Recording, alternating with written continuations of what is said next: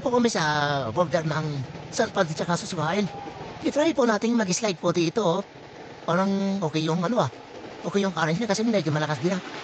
Dapat may kasama po tayo doon na mag-i-stop ng tubig doon para yung current mas malakas yung hampas sa likod natin para itutulog na po tayo.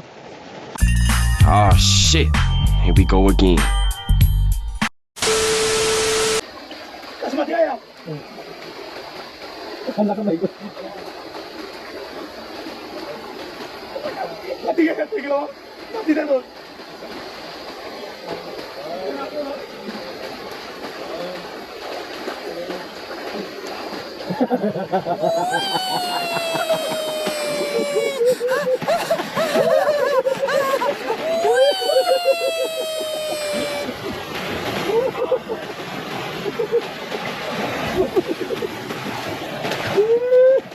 Whoa.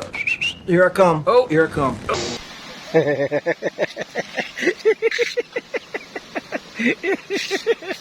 Nabut-butan din.